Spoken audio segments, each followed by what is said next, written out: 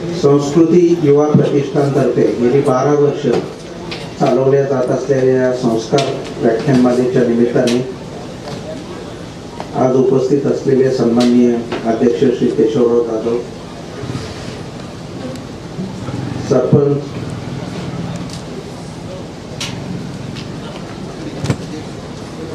अलकामाई पोपटराव तावरे, माझे सहकारी श्री यशवंत खैरे, श्री खंडेराव खैरे, माझ्या बरोबर आलेले माझे सर्व सहकारी मित्र, संयोजन समितीचे सर्व 21 सदस्य, विशेषतः सूर्यकांत खैरे जी ज्याला मला वाटते गेले 30 वर्ष मी ओळखतो, त्यांच्याबरोबरचे सहकारी श्री योगेश टकले, अजित गुंड, केतन जोशी आणि त्यांचे सर्व सहकारी मित्र आणि बंधू भगिनी, आज मी फार इंटरेस्टिंग विषयावर तुमच्याशी बोलणार आहे आणि विशेषतः मंदिराच्या समोर एवढा संध्याकाळच्या वेळी चांगल्या आल्हाददायक वातावरणामध्ये फार सिरियस विषयावर मी बोलणार आहे. हा बंद कर वाटलं तर. प्रॉपर्टी आणि माणूस हा एक असा विषय आहे जो इथे बसलेल्यापैकी प्रत्येकाला लागू आहे. असा कोणी माणूस आहे का की ज्याला प्रॉपर्टीशी संबंध नाही? असा कोणीच माणूस नाही, बरोबर आहे. आणि मी विशेषतः शाळेमध्ये सुप्याहून मोरगावला बऱ्याच वेळा आलो आहे आणि 78 साली आम्ही सगळे यशवंतराव वगैरे आम्ही सगळे 10वीला होतो. त्यामध्ये ना आता गेल्या 45 वर्षात बराच बदल झाला आहे. आणि असं असलं तरी महाराष्ट्राचं पण जे चित्र बदललेलं आहे त्याच्यामध्ये मी गेल्या 100 वर्षाचा आढावा घेतला आणि ॲग्रोवनला मी लिहित होतो की महाराष्ट्र बदलला कसा, काय काय वस्तू बदलल्या आपल्या घरातल्या. इथे बसलेल्या महिला मंडळाला सुरुवातीला सांगायला पाहिजे, आपण सगळे जन्म ज्या दिवशी आपला झाला त्या दिवशी तुमच्या घरात जेवढ्या वस्तू होत्या त्याच्या 32 पट वस्तू मरताना असतात असं मॅनेजमेंटचे लोक म्हणतात. म्हणजे हिशोबच आपले एवढं कॅल्क्युलेटेड गोष्ट आहे.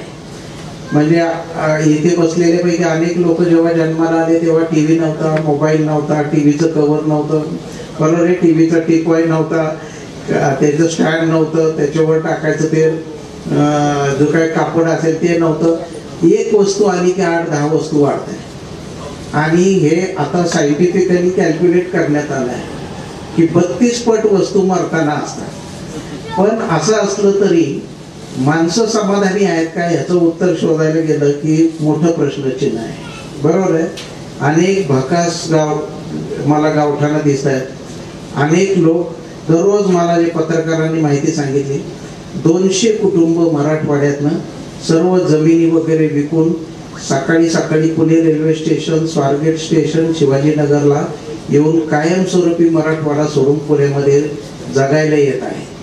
आणि 200 कुटुंब म्हणजे केवढी मोठी संख्या आहे. आणि त्यांचा हिशोब काय आहे, 15 एकर जमीन जरी असली जालन्यामध्ये, लातूरमध्ये, नांदेडमध्ये, तरी सुद्धा इथे 2000 रुपयांनी खोली भाड्याने मिळते. नवरा बायको दोघांना काम मिळतं हाताला काहीतरी. मग रिक्षा चालवा, नाही तर उबर चालवा, नाही तर ओला चालवा, नाही तर एक टपरी टाका. एक टपरी, पानाची टपरी टाकली काय आणि वडापावची गाडी टाकली काय, त्याचं टर्नओव्हर वर्षाचं 50 एकरापेक्षा जास्त आहे. आणि हा हिशोब मराठी माणसाला पण कधी कळाला नाही की व्यापारात आपण पडायला पाहिजे. आपले लोक जमिनी सांभाळत गेले आणि पुढारी त्याच्यावर रिझर्वेशन टाकत गेले. असा कार्यक्रम फार आहे, बरोबर आहे. ज्यांनी जमीन राखून ठेवली तो शहरामध्ये अडचणीत आला आहे. त्यामुळे प्रॉपर्टीचे अनेक मुद्दे मी तुम्हाला साध्या गमतीशीर उदाहरणांनी सांगणार आहे. पण माझी जी सुरुवात झाली लिहायला ती फार एका इंटरेस्टिंग विषयामुळे झाली आणि ते उदाहरण मी अनेक वेळा सांगितलं आहे. कोल्हापूर जिल्ह्यात मी नवीन नोकरीला लागलो आणि प्रोबेशनर डेप्युटी कलेक्टर असताना एक केस माझ्या समोर आली आणि केस 1500 पानांचे 5 फायली होते. म्हणजे आपण इमॅजिनच करणार नाही, 500 पानाच्या फायली आणि अशी 1500 पानं. आणि मी गंमत म्हणून सगळं बघायला लागलो. त्याच्यामध्ये जवळजवळ 1200 पानामध्ये एकच अर्ज होता, पुढची तारीख द्यावी, एवढाच अर्ज, बाकी काही दमत नाही त्या केसमध्ये.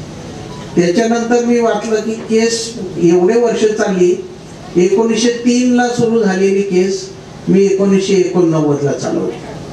86 वर्ष केस चालली. दोन्ही बाजूचे ओरिजिनल शेतकरी मेले होते. त्याचीच मुलं, एक 60 वर्षाचा एक 65 वर्षाचा म्हातारा, ते दोघ जण यायचे केससाठी. दोघांचे पण ओरिजिनल वकील मेले होते. त्याचाच मुलगा वकील, म्हणजे पाटील वकील मेले की ज्युनियर पाटील, आणि सबनीस वकील मेले की ज्युनियर सबनीस, अशी केस. आणि जमीन होती 46 गुंठे. 1 एकर 6 गुंठे जमिनीची कोल्हापूर जिल्ह्यातल्या कागल तालुक्यातल्या माद्याळ नावाच्या गावातली ही केस 86 वर्ष चालवली. तर मी नोकरीत असल्यामुळे, नोकरीत जो नवीन माणूस असतो ज्याला काहीच माहीत नसतं, त्याच्या डोक्यात जो विचार आला तो माझ्या डोक्यात आला. आणि तो विचार असा होता, या एका केसवर दोन्ही बाजूच्या वकिलांनी 46 एकर जमीन नक्की खरेदी केली असणार. ते सुप्यातनं शिकून गेल्यामुळे माझं डोकं जरा तल्लक होतं इथं, बरोबर आहे. मग मी त्यातल्या त्या जो चेहऱ्याने गरीब दिसला, एक पागोटेवाला शेतकरी, एक टोपीवाला शेतकरी. तर तो पागोटेवाल्या शेतकऱ्याला मी म्हणला, कशाला भांडत बसताय, 86 वर्ष जमिनीची केस कधी चालते काय? मला त्याने माझ्याकडे बघितलं. मी 39 किलो वजन होतं माझं. मला म्हणला, साहेब तुम्ही नोकरीत नवीन दिसताय, खरं सांगू का जमीन माझी नाहीच आहे. बघा तुम्ही काय माणूस आहे. जी केस मामलेदारकडे सुरू झाली, प्रांताकडे गेली, मग ॲडिशनल कलेक्टरकडे गेली, तिकडनं परत हायकोर्टात गेली, सुप्रीम कोर्टात गेली, परत खाली आली, परत जिल्हा न्यायालयात गेली, परत हायकोर्टात गेली, परत सुप्रीम कोर्टात गेली. शेवटचा निकाल फार गमतीशीर होता. ही केस फार गुंतागुंतीची आहे, पुन्हा कुणीतरी वाचावी असा निकाल, 1 वळीचा निकाल.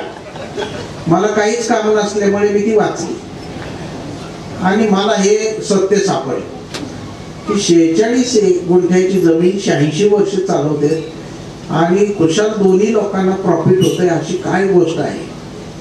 मग मी त्या पागोटेवाला मला म्हणतो, खरं सांगू का साहेब जमीन माझी नाहीच. मला मी जमिनीमध्ये ताबा ठेवलाय.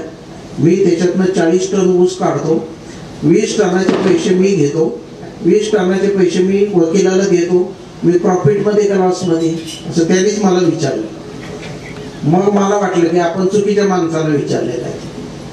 मग मी दुसऱ्या वेळी त्या टोपीवाल्याला म्हणलं, कशाला भांडत बसला. त्याने मला दुसरी स्टोरी सांगितली. म्हटलं, माझ्या आजोबा असताना ही केस सुरू झाली. ते 50-60 सालापर्यंत जिवंत होते. त्यानंतर ते मेल्यावर माझे वडील भांडत होते. मी वडील मरताना त्यांना हातात हात देऊन शब्द दिलेला आहे की राहिलेली 50 एकर जमीन विकावं लागली तरी चालेल, पण यातनं मी कधीच माघार घेणार नाही. आलं कशाचं लोक न्यायालय, कशाचं काय आलं, बरोबर आहे ना. मग मी म्हटलं, अरे जमीन तर तुझ्या ताब्यात नाही, तरी तुझं वकील केस चालवतं, ही काय भानगड आहे. तो म्हटला, माझा वकील माझी फी घेत नाही. मला असं कुठं वकील असतोय का जो फी घेत नाही. मग त्या वकिलाला गाठलं मी. ते पाटील वकील आता 78 वर्षाचे झाले कोल्हापूरमध्ये, अजून प्रॅक्टिस करतात. ते पाटील वकिलांना म्हणलं, या केसमध्ये तुम्ही वकील फी घेत नाही.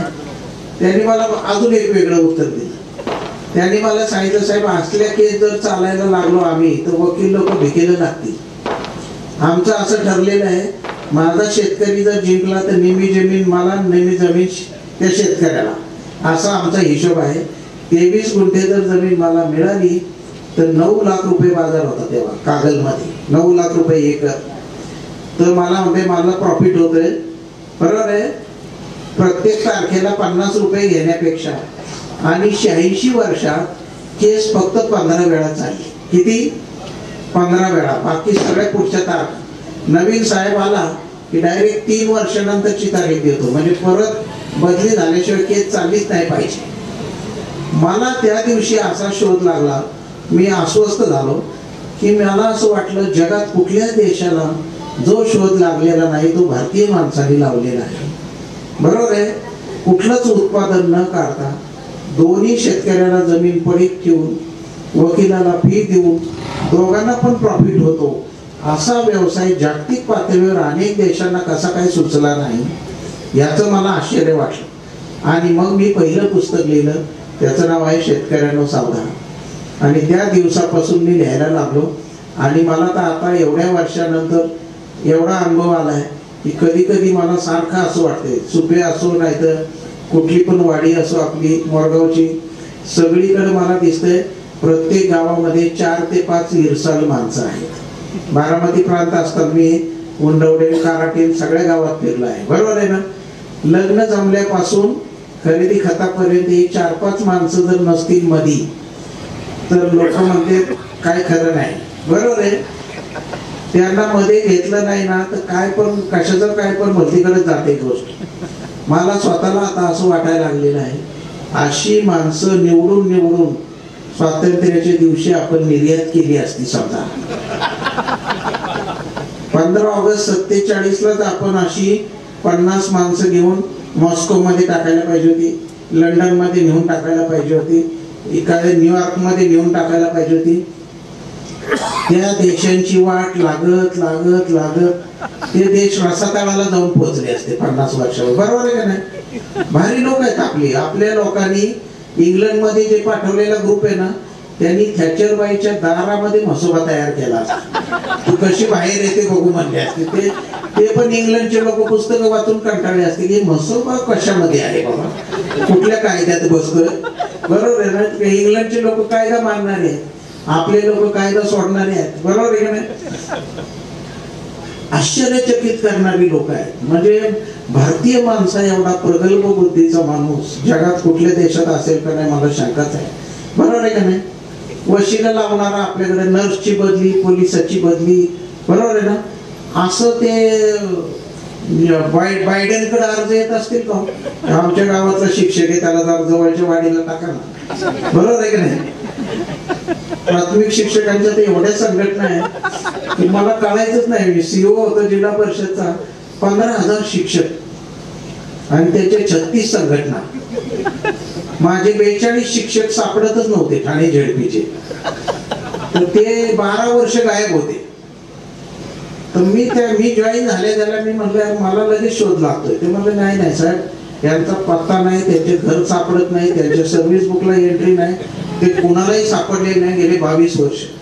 मी काय आयडिया केली असेल, मी जेवायला घरी जाताना म्हणलं 42च्या 42 लोकांना आज दुपारी 1 वाजता सस्पेंड करून टाका. तुम्ही जेवून येईपर्यंत त्यातले 32 लोक सापडले, जे 25 वर्ष त्याचा शोध लागत नाही असे. तर भारतात काम करायचं जरा वेगळंच गणित आहे. आणि ज्याला भारतीय माणसाला कायदा आणि माणूस वाचता येतो त्याला हे जगता येईल आणि यशस्वीपणे जगता येईल असं एक फॉर्म्युला मला सापडला असं माझं मत आहे. त्याचबरोबर मी माणूस आणि कायदा यांची सांगड घालायचा सतत प्रयत्न केला. आणि मग मला सापडलं की आपल्या लोकांची बुद्धी एवढी तल्लख आहे. तर ताई इथे बसल्या आहेत, ग्रामपंचायत सरपंच, बरोबर आहे ना.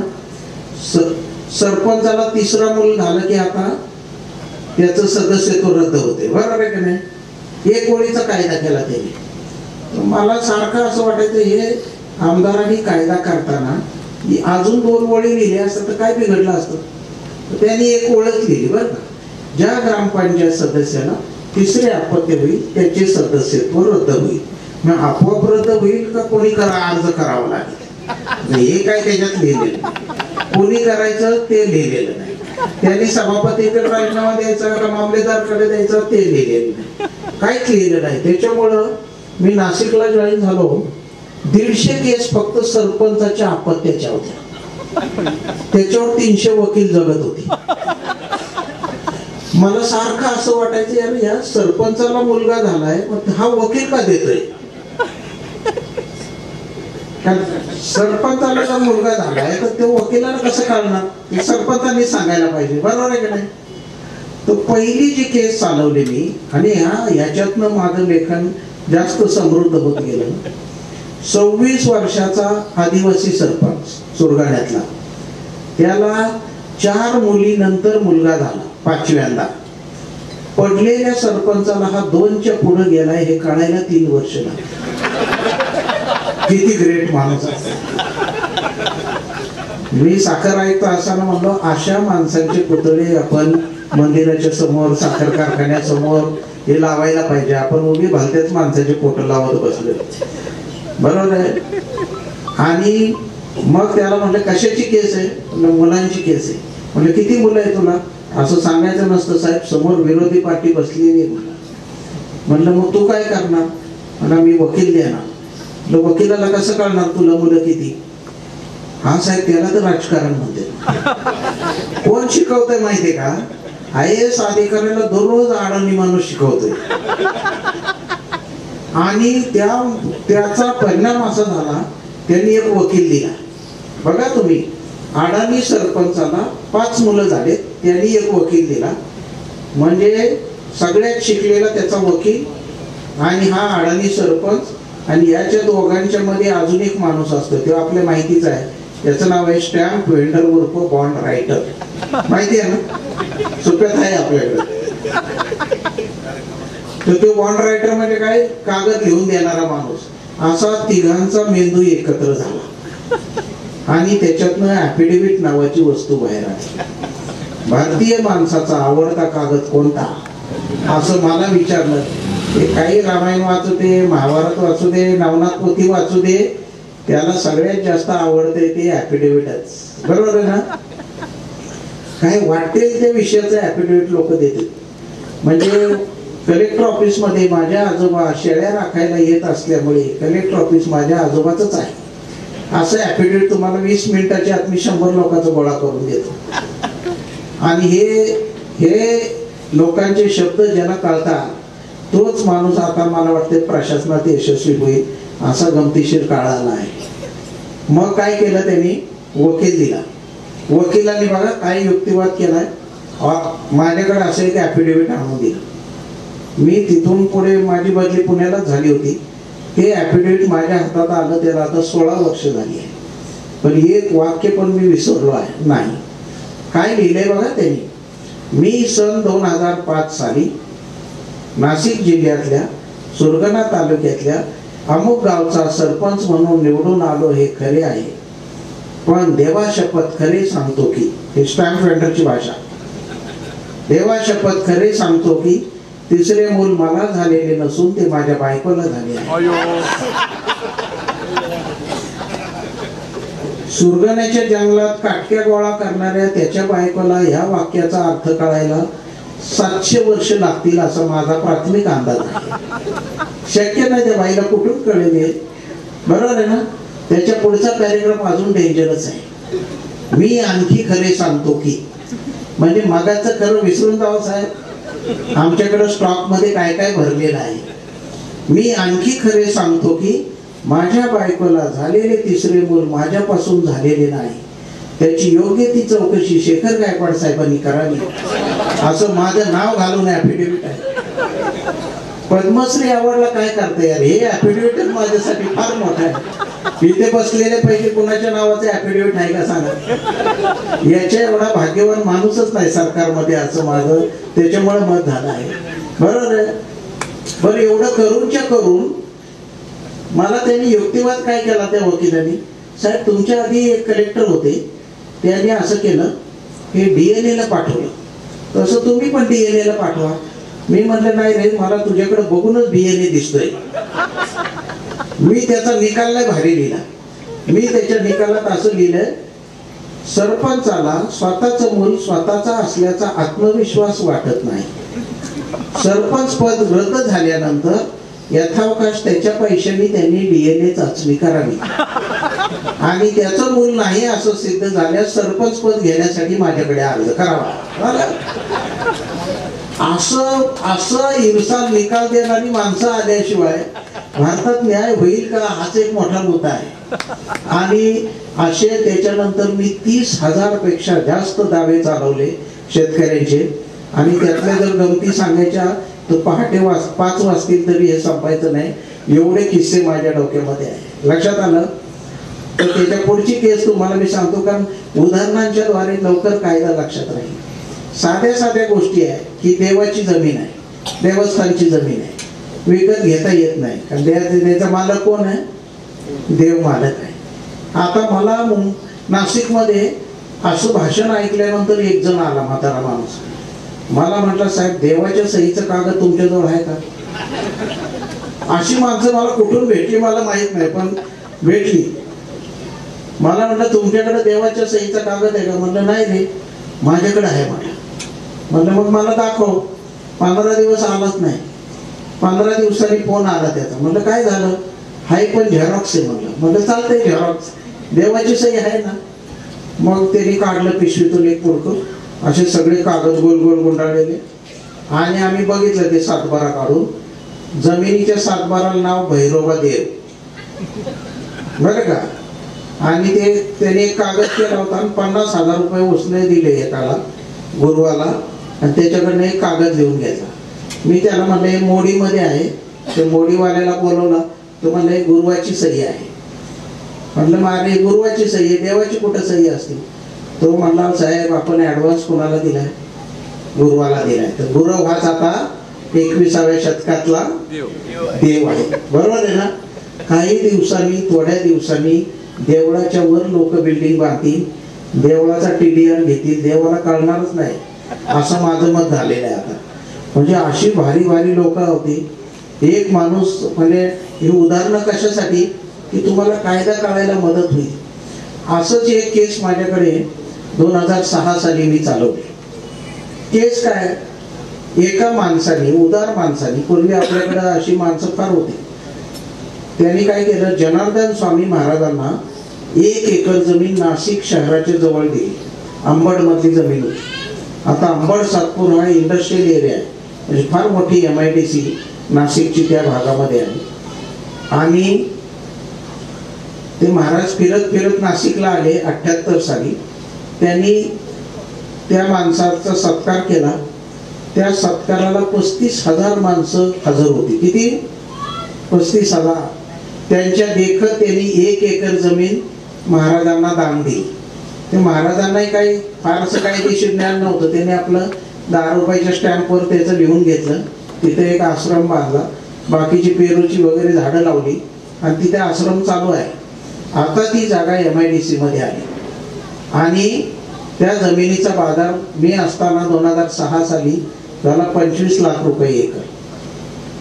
आता तो म्हातारा माणूस ज्यांनी जमीन दान दिली, तो मेल्यानंतर 2 वर्षांनी केस माझ्याकडे दाखल झाली.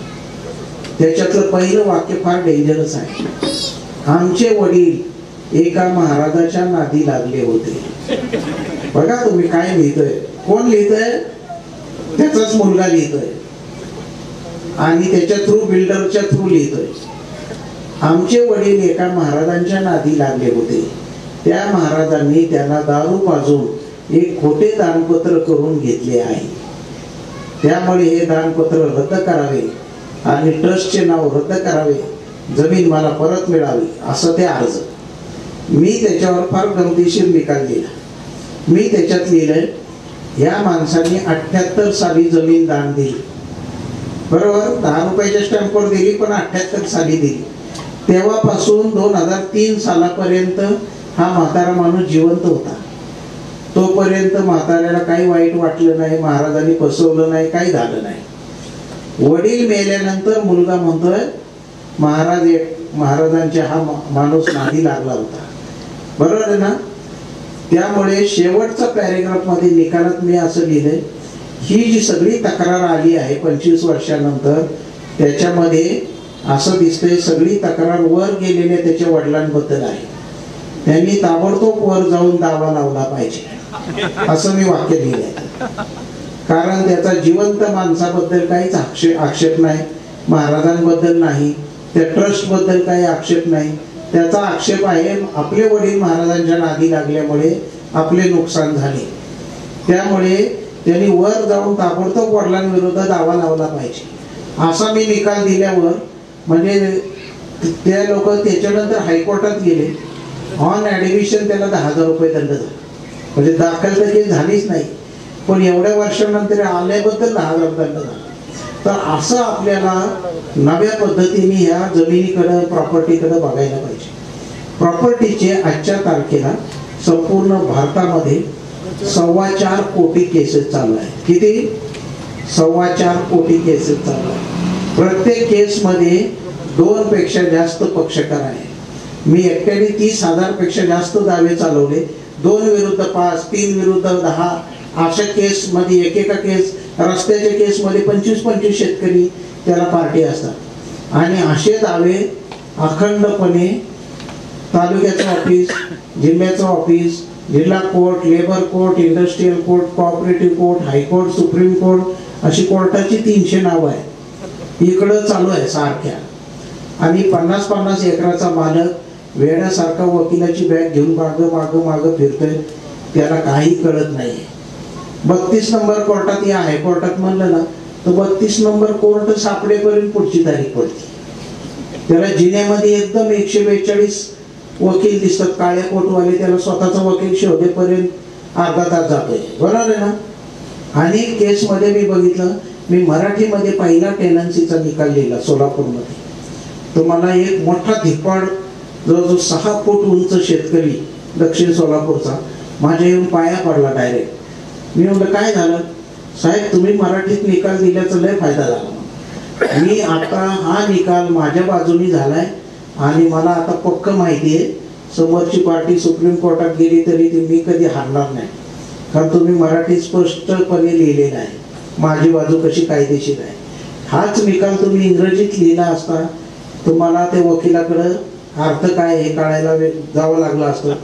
वकिलाचं बाहेर बसवलं असतं तर तू थांब, त्यांनी इंग्लिशमध्ये आधी बघितलं असतं निकाल कोणाच्या बाजूने आहे आणि मग माझ्याच बाजूने लागलेला निकाल मलाच वाचून दाखवायला आनंदाच्या भरात माझ्याच वकिलाने अजून 5,000 रुपये जास्त घेतले असते.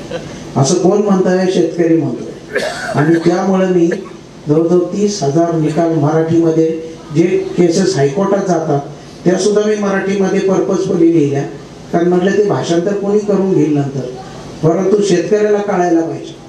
आणि हे गणित ज्या शेतकऱ्याच्या डोक्यात आलं त्या लोकांनी प्रॉपर्टीचं मॅनेजमेंट चांगलं केलं असं तुम्हाला लक्षात येईल. त्याचबरोबर आणखी अनेक मुद्दे प्रॉपर्टीबद्दल तुम्हाला मला सांगता येईल. प्रॉपर्टी ही गोष्ट अशी आहे की ज्याच्यामध्ये आपलं सोनं नाणं या सगळ्याचा समावेश होतो. लोकांना आता काय झालं, नॅशनल हायवेचं सगळीकडे महाराष्ट्रात काम चालू आहे. बरोबर आहे. भूसंपादनाचे पैसे आता किती मिळतात? ग्रामीण भागात 4 पट मिळतात आणि शहरी भागात रेडीमेडच्या दुप्पट पैसे मिळतात.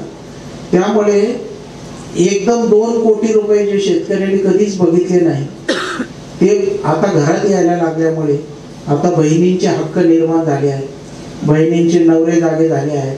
बरोबर आहे ना. एवढे दिवस चांगली बोलणारी बहीण अचानक यायची बंद व्हायला लागली आहे.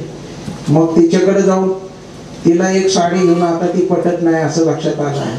बरोबर आहे. ती मध्ये तुला 1 कोटी मिळणार तर मला 50 लाख रुपये दे का, माझ्या वडिलाची जमिनी तीच आहे. मग भावाला असं वाटतंय तिला नवऱ्याची पण जमीन आहे वडिलाची पण जमीन आहे, अशी दोन्हीकडे तू कसा हिस्सा मागते असा प्रश्न सुरू झाला आहे. त्यामुळे महाराष्ट्रामध्ये आता खरं सांगतो मी प्रॉपर्टीबद्दल सगळ्यात जास्त अस्वस्थता आहे आणि ती कशामुळे आहे? जमिनीच्या मिळणाऱ्या मोबदल्यामुळे आहे. बरेच लोक आता जुने सातबारा काढायच्या मागे लागले. 50-60चा सातबारा, 60 सालचा सातबारा. परवा जर एक मुलगा आला तर ते माझ्या आईचा हिस्सा मला पाहिजे. म्हटलं बरं कुठला होता? जुन्नरचा होता. म्हटलं किती सालचा हिस्सा आहे तुझा? तर ते माझे आजोबा 1946ला वारले. त्यावेळी माझी आई 3 वर्षाची होती. म्हटलं मग ते आईला कुणी वाढवलं? तर ते भावांनी वाढवलं. भावांचं काय म्हणणं आहे? ते म्हणतात तिचं सगळं शिक्षण आम्ही केलं, लग्न आम्ही लावून दिलं, त्यामुळे आम्ही काय तिला जमीन दिलेली नाही आणि ही जमीन आम्ही नाही वाटप केली, वडिलांनी कॅन्सर झाल्यामुळे 1945ला वाटप केली. आम्ही 45 नंतर काहीच केलं नाही. मग आता तिला तिच्या मुलाला दावा लावायचा, तिला पण लावायचं नाही. पण ती सारखं मुलाला असं सांगते आपल्या वडिलोपार्जित जमिनीचं काय झालं जाऊन बघून ये. मग ते मुलगा येतोय नवीन कॉन्व्हेंटमध्ये शिकलेला, त्याला सातबारा म्हणजे काय कळतच नाही, त्याला रेकॉर्ड रूम म्हणजे काही कळतच नाही. आज आम्ही एक पुस्तक प्रकाशित केलं, त्याचं नाव आहे महसुली शब्दकोश. हे जुने शब्दच कळाले नाही तर कॉन्व्हेंटच्या मुलाला काय कळेल हे प्रॉब्लेमच आहे. आपण पोरं टाकली इंग्लिश मिडियमला तर त्याला ओरडा खायचं जर कळालंच नाही तर प्रॉब्लेमच आहे. बरोबर आहे का नाही? त्याला शब्दच कळणार नाही. माझं तर आता मी अजून एक पुस्तक लिहिणार आहे की विमानतळावर आपली मुलं आली परदेशातून की त्याला विमानतळावर वाचता आलं पाहिजे. काड्या घालणे म्हणजे काय, त्याचा इंग्रजी अर्थ काय. कारण त्याला ते कॉन्व्हेंट मधल्या मुलाला फार अवघड अवस्था आहे. त्याला धड मराठी नीट येत नाही आणि इंग्लिश लिहिता येत नाही, असे गंमत आहे. त्यामुळे प्रॉपर्टी बद्दल जी गुंतागुंत आहे ती फार वेगवेगळ्या स्वरूपाची आहे. डबल खरेदी करणारी माणसं आहे, पॉवर ऑफ अटर्नी देणारी माणसं आहे, बरोबर आहे. कुळ मुक्त्यार देणारी माणसं आहेत. कुळ मुक्त्यार देऊनच्या देऊन मूळ मालक मेल्यानंतर व्यवहार करणारी लोक आहेत, अडकवणारी लोक आहेत. मला तर मध्ये एक फॉरिनचा माणूस भेटला, फारच गमतीशीर आहे. मी त्याला माझं एक इंग्रजीतलं पुस्तक दिलं. मग त्याने ते बघितलं नाव, म्हणजे हे लँडवर लिहिलेलं एक पुस्तक आहे छोटं. तर तो मला म्हणतो मी भारतातल्या लँड बद्दल फार ऐकून आहे, म्हणजे जमिनीबद्दल. म्हणजे काय ऐकलं तर 5 गुंठ्याचा प्लॉट 3 लोकांना विकून भारतीय माणूस 15 गुंठे जमीन कशी करतो ह्याचा मला अभ्यास करायचा आहे. बघा तुम्ही, म्हणजे आपली कीर्ती फार पलीकडे जाऊन पोहोचलेली आहे. 5 गुंठ्याचा प्लॉट 3घांना विकल्यावर 15 गुंठे जमीन तयार होती हे फ्रान्स मधल्या माणसाला माहिती झालं आहे. मी त्याला म्हणलं आम्ही असं सहजासहजी तुला सांगणार नाही, तू आमच्याकडे ये. 3 वर्षाचा डिग्री कोर्स केला तर आम्ही बांध करायला शिकवतो. आणि जर पोस्ट ग्रॅज्युएशनला ऍडमिशन घेतलं तर वारीला जाता जाता गपचूप शेजाऱ्याच्या शेतामध्ये कसं पाणी सोडून जायचं त्याचा आम्ही ट्रेनिंग देतो. आणि जर PhD ला ऍडमिशन घेतलं तर मेलेल्या म्हातारीचा अंगठा कसा घ्यायचा त्याचं आम्ही ट्रेनिंग देतो. बरोबर आहे ना? आमची मुलं तुमच्याकडे येणार, अमेरिकेला पैसे देणार 25 लाख 50 लाख, मग MS करणार, मास्टर करणार. तुम्ही आमच्याकडे या, आम्ही तुम्हाला ट्रेनिंग देऊ. 3 गुंठ्याचा प्लॉट 3घांना विकून 9 गुंठे कसे तयार होतात याचा अभ्यास आपल्यासारखेच भागात करावा लागेल. शिरूर, पारनेर, बरोबर आहे की नाही? असेच गावात त्याला दुष्काळी भागातच यावं लागेल, त्याच्याशिवाय त्याला पर्यायच नाही. आणि आता तर महाराष्ट्रातले सगळ्या भागाचे रंग मला माहीत झाले. मी मुख्यमंत्र्यांकडे काही दिवस होतो, तर विधिमंडळातला एक सिक्युरिटी गार्ड आहे, तो मला एक दिवस मला येऊन भेटला. असंच काहीतरी कोणीतरी त्याला सांगितलं तुझा 7-12 साहेबाला नेऊन दा. मग आला ते 7-12 घेऊन. म्हणजे काय झालं तर ते मला कळत नाही साहेब, 8 गुंठ्याची वाडी आहे माझी. कोकणातल्या वाडी म्हणजे काय माहिती का, तुम्ही नारळाचं एवढंच शेत असतं, 8 गुंठे 5 गुंठे, त्याच्यात त्याचं एक घर असतं. त्या 8 गुंठ्याच्या वाडीमध्ये ते आई मेल्यानंतर आता वारस नोंद झाली आणि भावाने 4 गुंठे जमीन घेतली आणि आम्हाला 2 भावांना 2-2 गुंठे जमीन दिली. तर मला 2 गुंठे कमी का दिली? म्हणले हे कागद तर तू काहीच नाही, मला फक्त 7-12 दाखवतोय, तू फेरफार नोंद घेऊन ये आणि भावाला पण विचार तू 2 गुंठे जमीन का घेतली. बघा तुम्ही काय केस आहे, ही घडलेला किस्सा आहे. परत गेला राजा टाकून तो रत्नागिरीच्या, आला परत 7-12 घेऊन आणि मग फेरफार घेऊन आला. मला म्हटलं भावाला मी विचारलं की 2 गुंठे जमीन का घेतली, तर भाऊ असं म्हणतो की 1.5 महिना आई आजारी होती, तिची काळजी मीच घेत होतो, दवा त्याचं औषध पाणी मी करत होतो, त्यामुळं तिला शेवटी मीच पाणी पाजलं, त्यामुळे मी 2 गुंठे जास्त जमीन घेतली, तुला काय करायचं ते कर. मग हा आला माझ्याकडे. म्हटलं तुझं काय म्हणणं आहे? आई कोमामध्येच होती, मला 1.5 महिना बेशुद्ध होती. मरताना आम्ही असं ओठ बाजूला काढून चमच्यानी पाणी पाजलंय. म्हटलं तुझं काय म्हणणं आहे? मी 2 बिस्लरी बाटल्या द्यायला तयार आहे म्हटलं. बघा तुम्ही कोकणात काय स्पर्धा आहे, म्हणजे इथपर्यंत आता माणुसकी जाऊन पोचली आहे. आणि सगळी लढाई कशासाठी? प्रॉपर्टीसाठी. बरोबर आहे ना? मेल्यानंतर इथे बसलेले मी सगळ्या लोकांचं नाव सांगतो की तुम्हाला तुमच्या आई वडिलांनी फोटो बिटो घरात लावले असतील, तुमची मुलं हे फोटो लावण्याची काही शक्यता नाही, अजिबात शक्यता नाही. बरोबर आहे?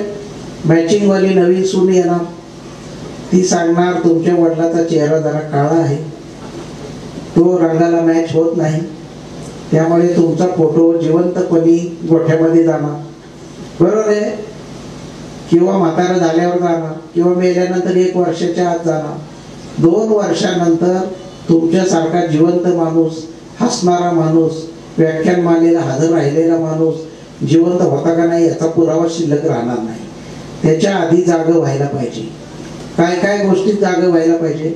साधा साधा नियम आहे. काय हे सगळं चुकीचं चाललंय, पण काही काही गोष्टी आपोआप होत आहे. उदाहरणार्थ, पूर्वीच्या काळी 12वी झाला तरी मुलींचे लग्न करायचो आणि काय करायचो, लग्न जमवून ठेवायचो, साखरपुडा करायचो, बरोबर आहे.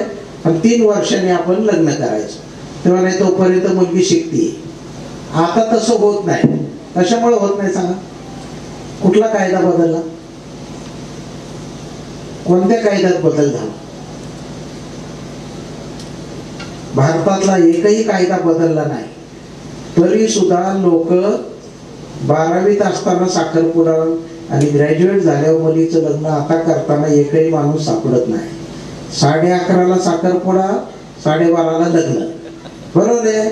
ह्या दोघांमधला जेवढा गॅप कमी तेवढे भानगड कमी, बरोबर आहे की नाही? असा त्याचा अर्थ आहे. तर मी जमिनीच्या भाषेत त्याला असं म्हणतो की साखरपुडा म्हणजे साठेकत आहे आणि लग्न म्हणजे खरेदी खत आहे. या दोघांच्या जेवढा गॅप कमी असेल तेवढा भानगडी कमी होता. आता ही गोष्ट शोधले कोणी? लोकांनी शोधले किंवा हा असं करायला पाहिजे, हा असाच मार्ग आपल्याला काढायला पाहिजे. बिल्डर लोक काय करणार? तुमच्याकडे 10 लाख ॲडव्हान्स देणार, 2 कोटीची जमीन अडकून ठेवणार. तो असं म्हणत नाही की मी आज 10 लाख देतोय तर 10 लाखापुरती जमीन विकत घे, असं तो बोलायला तयार नाही, बरोबर आहे ना? तुम्ही सुद्धा हेच करायला पाहिजे. तू 10 लाख देतोय ना, 10 लाखापुरती जमीन खरेदी कर. तू 2 कोटी दे, 2 कोटीची जमीन घे. पण हे उधारीची भानगड ठेवणार नाही, डेव्हलपमेंट ॲग्रीमेंट करणार नाही, साठेकत मी करणार नाही, बरोबर आहे ना? असा विचार आपल्याला यायला पाहिजे. वाटपामध्ये सुद्धा, वाटप करताना सुद्धा लोक एवढं गुंतागुंत करते. शिक्रापूरची केस मी तुम्हाला सांगतो. आमच्या दिल्ली तालुक्यातील दोन भावांचं भांडण 20 वर्ष कोर्टात चाललं. दोघांचे पण दोन्ही भाऊ वारले, त्यांचे बायको केस चालवत होते. शेवटी एकाला 6 एकर आणि एकाला 6 एकर अशी 12 एकर जमीन अर्धी कोर्टाने द्यावी असं ठरवलं. त्यांनी एकाने काय केलं, जो चॅप्टर होता जरा, त्यांनी रोडच्या शेजारची जमीन घेतली आणि रोडची आतली जमीन दुसऱ्या भावाला दिली. किती रेटमध्ये फरक आहे सांगतो. शिक्रापूरचा चौक ते चाकण रोड, या रोडला रस्त्या शेजारची जमीन 1 कोटी रुपये एकर, आतली जमीन 12 लाख रुपये एकर. म्हणजे प्रत्यक्षात काय केलंय त्यांनी, 6 कोटीची जमीन स्वतः घेतली आणि 1 कोटी 20 लाखाची जमीन भावाला दिली.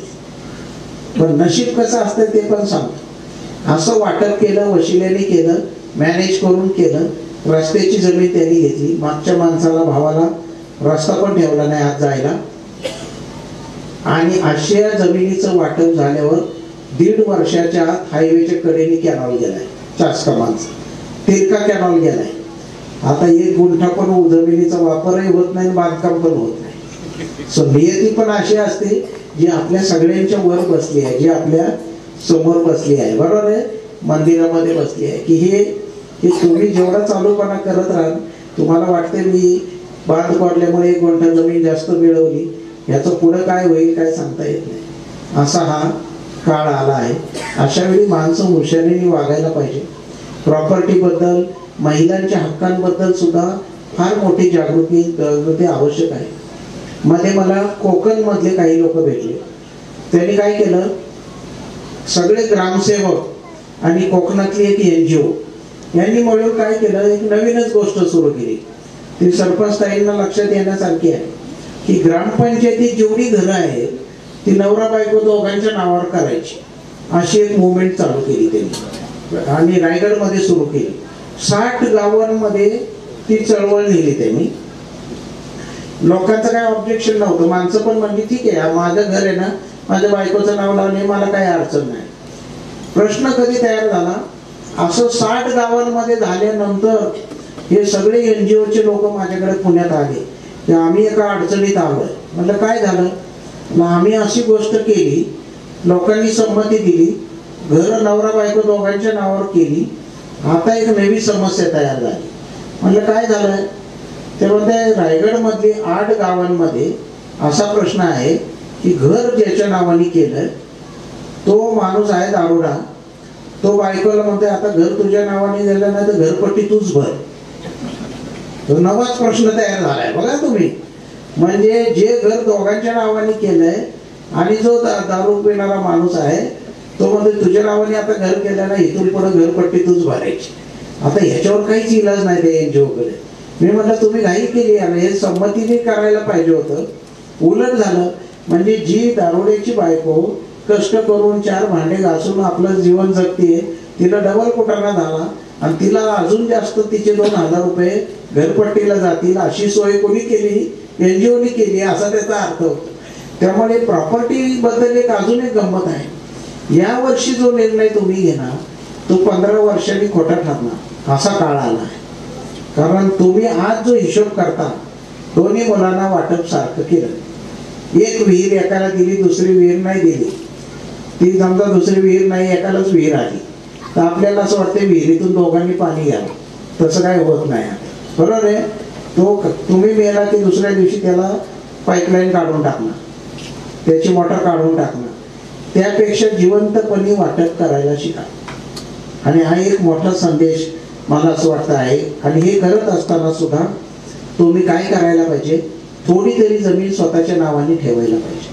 आणि खरा शेतकरी जर 10 एकरवाला असेल तर 8 एकर मुलांना दिली तर 2 एकर स्वतःच्या नावाने राहून द्या, काही बिघडत नाही. तर मुलं सांभाळतील. नाही तर 5-5 एकर जर दिले ना तर तुम्हाला वृद्धाश्रमातच भरती व्हावं लागेल, असं पण काही सांगता येत नाही.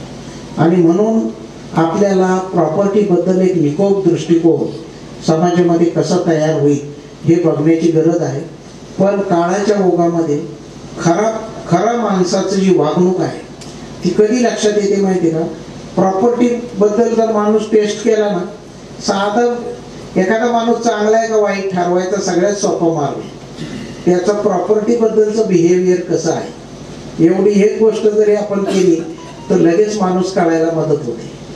मला तर मध्ये वाटप करताना बघा, एक वाटप करताना एकाच्या बाजूला एकाच्या वाटणीमध्ये विहीर आली. आपण वाटप कसं करत होतो पूर्वी? ज्याला विहीर आली त्याला बागायत जमीन मिळाली, बरोबर आहे ना, त्याला आपण अर्धा एकर कमी देत होतो. तर ज्याच्या वाट्याला विहीर आली तो माणूस काय म्हणते माहितीये का? माझ्या विहिरीत रान नाही का वाया गेलं, त्याच्यामुळे मला 2 गुंठे जास्त द्यायला सांगा. आता हे म्हणजे पहिल्यांदाच अशी गोष्ट मला कळाली जी 35 वर्षापूर्वी मी जेव्हा प्रशासनामध्ये आलो, सरकारी नोकरीत आलो, तेव्हा जेव्हा बेकायदेशीर होतं माणसाचं, ती माणसं वाकून यायची. आता उलट आहे. त्याचं सगळ्यात बेकायदेशीर आहे तो जास्त आवाज चढवणारा माणूस आहे, बरोबर आहे. जो सगळ्यात खोटं आहे त्याचं तो सगळ्यात जास्त पुढं आहे. आणि काळाचा जो बदल झालाय तो हाच झालाय नेमका, की तुम्हाला असं सापडेल ज्याचं खरं आहे, जो कमी बारक्या आवाजात बोलतो त्याचं कोण ऐकायला तयार नाही. आणि जमिनीच्या प्रॉपर्टीच्या बाबतीमध्ये हा युनिव्हर्सल प्रश्न निर्माण होत चालला आहे. छोट्या छोट्या गोष्टीमध्ये प्रॉपर्टीमध्ये लोकांना पुढच्या पिढीचं डोकं विचारात घेऊन काहीतरी निर्णय घ्यायला पाहिजे. नवी पिढी शेतामध्ये येईल याची गॅरंटी नाही. मला तर अनेक शेतकरी सगळे नाशिक सारख्या फार बागायत भागातले शेतकरी असं मला म्हणले की 60 वर्षाचा माणूस झालाय, द्राक्ष बागायतदार, पिंपळगाव बसवंतचा. तो मला असं म्हणतो, साहेब माझा मुलगा आता पिंपळगाव बसवंतला राहायला तयार नाही, तो ते नाशिकला बंगला बांधतो. म्हणलं तुझं काय मत आहे? तर म्हणलं साहेब द्राक्ष बागा असली ना फार काळजी घ्यावी लागते. तर जर बागेतच माणूस इथे राहत असलो आपण तर सकाळी 6लाच आपण कामाला सुरुवात करू. नाशिकला गेल्या हा पोरगा उठायचं कधी? 11 वाजता आला तर द्राक्ष बागेकडे कोण लक्ष देईल? मी मेल्यावर 2 वर्षाच्या आत ही जमीन दुसऱ्याच्या घशात जाईल असं त्या वडिलाला वाटते. मुलाला वाटतंय मुलं कॉन्व्हेंटमध्ये शिकली पाहिजे, वडिलांना काय कमी आहे, त्यापेक्षा बंगला नाशिकमध्ये बांधू, वडिलांना अपडाऊन करून घेऊ द्या. आणि ही द्विधा मनस्थिती हे शेतकऱ्याचं सगळ्यात मोठं संकट आहे असं माझं स्पष्ट मत आहे. दुष्काळी भागामध्ये सुद्धा पाणी येते का नाही याची आपल्याला सवय लागली, त्याची वाट बघत आपण 40-50 वर्ष घालवली. परंतु खरा प्रश्न कधी हादरे बसायला लागले? निफाड सारख्या सगळ्यात महाराष्ट्रातल्या सदन भागामध्ये पहिली आत्महत्या झाली 2005 साली. आणि मी असं सहज वाक्य बोलून गेलो. मी त्या शेतकऱ्याच्या घरी गेलो होतो. काय झालं असं मी त्याच्या बायकोला छोट्या मुलीला विचारलं, काय झालं? तेव्हा त्या माझ्याकडे जे सालकरी गडी आहे त्यांनी मोटरसायकल घेतली आणि शेतकऱ्याचा मुलगा काय मागत होता, एक मोटरसायकल मागत होता. पण गड्यांनी मोटरसायकल घेतली. आता कर्ज काढून घेतली का चोरली का विकत घेतली हे काहीच त्याला माहित नाही. पण शेतकऱ्याच्या मुलाला वाईट वाटलं की आपण 15 एकर जमिनीचे मालक आहे, आपला मुलगा मोटरसायकल आपण घेऊ शकत नाही आणि आपल्या गड्याच्या मुलांनी मोटरसायकल घेतली. हिची तुलना करायला माणूस शिकला. त्याच्यातनं गुंतागुंत आयुष्यामध्ये निर्माण झाली आहे. शेतकऱ्यांचे जे अनेक प्रश्न आहे की ज्याची ओपन चर्चा खरंच कुठल्या फोरमवर आज अखेर कोणी केली नाही, ते खरे प्रश्न आहेत. त्याच्यात हा प्रश्न आहे की शेतकऱ्याला कोण गाईड करेल, शेतकऱ्याला मार्गदर्शन. आता शेती कशी करावी, किती बी पेरावं, कुठलं बी घ्यावं हे करायची गरज नाही. त्याला मॅनेजमेंट शिकवायला पाहिजे, त्याला नव्या काळाचा वेध घेता आला पाहिजे. त्याची हडपसर मांजरीला जमीन एकेकाळी ज्याची होती, आज काय चित्र दिसतंय तुम्ही बघा. हडपसर मध्ये पहिल्या फळीचे जे शेतकरी शहरामध्ये आले त्या प्रत्येक शेतकऱ्याच्या घरात एक मोठा म्हणजे शेतामध्ये जुन्या बंगला आहे आणि त्या बंगल्यात एंट्री केली की तरुण मुलाचा एक फोटो टाकलेला तुम्हाला दिसणार म्हणजे दिसणार. असं चित्र कसं आलं? त्याच्या घरात सगळ्यात जास्त पैसे आले. हा शेतकऱ्याची अशी वाईट अवस्था व्हायचं कारण काय? कारण त्यांनी पहिल्यांदा काय केलं, रात्रीतनं त्याला बिअर बार काढून दिला. गुंठेवारीचे जे पैसे आले त्यातनं बिअर बार घेऊन दिला. त्याला एक कुठली तरी गाडी घेऊन दिली, त्यावेळची सुमो गाडी, बरोबर आहे ना, अशा गाड्या घेऊन दिल्या आणि 3 वर्षाच्या त्या यंग तरुणाचा फोटो टाकलेला तुम्हाला सापडेल. आज असं दिसतंय इंडस्ट्री तिथे जोरात चालली आहे, पण मूळ शेतकरी ज्यांनी इंडस्ट्रीला जमीन दिली तो हरवला कुठं हे शोधत जर गेलं ना त्याचं उत्तर भलतीकडेच सापडते. तो माणूसच सापडणं मुश्किल आहे. म्हणजे ज्या माणसाला 1970-80 साली सगळ्यात जास्त पैसे मिळाले त्याची एवढी वाट कशी लागली? याचं कारण असं आहे, एवढे पैसे आले की या पैशाचं काय करायचं हेच कळत नाही. आणि म्हणजे पैशाचं व्यवस्थापन हे सुद्धा आता शेतकऱ्याला शिकावं लागेल. शेतकऱ्याच्या मुलाला PPF म्हणजे काय हे शिकावं लागेल. लहानपणीच त्या लहान मुलीच्या नावाने FD मध्ये पैसे कसे टाकायचे हे शिकावं लागेल. म्हणजे ती मुलगी जेव्हा शाळेला जाईल, कॉलेजला जाईल, तोपर्यंत आपोआप पैसे वाढत जाऊन तिचे पैसे निदान परदेशात शिकणे एवढे होतील का याचा हिशोब आपल्याला करावा लागेल. आपले लोक काय करायला लागलेत, आपले लोक एकमेकाशी तुलना करत करत बहुजन समाज हा फार अडकून गेला, अनेक गोष्टीत अडकला. उदाहरणार्थ ट्रॅक्टर. बँकेच्या साहेबाला तुम्ही विचारा ते म्हणते 8 एकर जमीन असल्याशिवाय ट्रॅक्टर कायद्याने घेणं परवडत नाही, बरोबर आहे. आता जर जमीन एक गावामध्ये आता 150 ट्रॅक्टर आहे, 300 ट्रॅक्टर आहे. 300 ट्रॅक्टर आले कसे? 300 ट्रॅक्टर जर एका गावात असतील तर गावाचं क्षेत्र 24,000 हेक्टर पाहिजे, असा त्याचा डायरेक्ट अर्थ आहे. तिकडचं गणित मॉडेल उचललं आपण परदेशातलं आणि प्रत्येकाने मशिनरी घ्यायचं ठरवलं.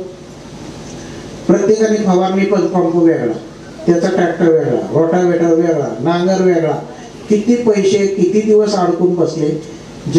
आणि एवढं कॅल्क्युलेट केलंय अर्थशास्त्रज्ञांनी, 260 दिवस जर ट्रॅक्टर चालला नाही तर ट्रॅक्टर दारात नुसता उभा करणं कुठल्याही माणसाला परवडत नाही. त्याच्याशिवाय 8 लाखाचं व्याज जे चालू आहे मीटर बँकेचं ते परवडू शकत नाही. ते याचा हिशोब न करता शेजाऱ्यांनी ट्रॅक्टर घेतला म्हणून मी ट्रॅक्टर घेण्यापेक्षा मग मी ठीक आहे 1 एकराला 500 रुपये जाऊ दे, 600 रुपये तासाला जाऊ दे, पण नांगरट त्याच्याकडनं करून घ्या. ट्रॅक्टर घ्यायची मला गरज नाही, 8 लाखाच्या कर्जाची गरज नाही, असा हिशोब करायला शिकेल का माणूस? हे एक मोठं चॅलेंज आहे. आणि कारण लोकांना असं म्हटलं तर लोक म्हणतात नाही नाही काहीतरी चुकीचं सांगते. कारण का स्वतःच्या अर्थशास्त्राबद्दल शेतकऱ्यांनी कधी विचार केलेला नाही. आपण जे मासिकांमध्ये वाचतो, मला कांद्यातनं 20 लाख रुपये झाले, द्राक्षातनं 13 लाख रुपये झाले, असं वाचतो आपण पेपरमध्ये, बरोबर आहे ना. याच्यामध्ये एकही शेतकरी त्याच्यातला खर्च किती झाला याचा आकडा कधी सांगत नाही. टीव्हीच्या कुठल्याच बातम्यात तुम्हाला असं सापडणार नाही की 13 लाख रुपये द्राक्षात आले ना, खर्च 9,80,000 आला का, किती आला, 10 लाख आला का, 11 लाख आला का, व्याज किती भरलं, पण तुझी बायका मुलं सगळी उन्हात आणत राबली, त्यांना किती पैसे तू दिले, त्यांचा हिशोब केल्यावर शेती प्रॉफिटमध्ये येते का, याचा कुठलाच शेतकरी हिशोब सांगत नाही. आणि हे शास्त्रीय भाषेमध्ये मांडायचं काम मीडियाचं आहे.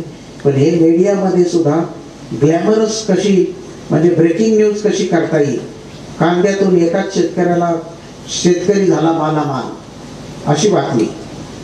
प्रत्यक्षात शेतकरी मालामाल होताना त्याची काय वाईट अवस्था आहे, कुठून पाईपलाईन केली, की त्याचं किती व्याज भरलं, किती टक्के व्याजाने बँकेतनं कर्ज काढलं, किती पाहुण्यांचे पैसे उसने घेतले, याचा काही हिशोब न सांगता आपण जर नुसतं सांगायला लागलो की एवढे पैसे त्याला मिळाले, ते काही खरं नाही.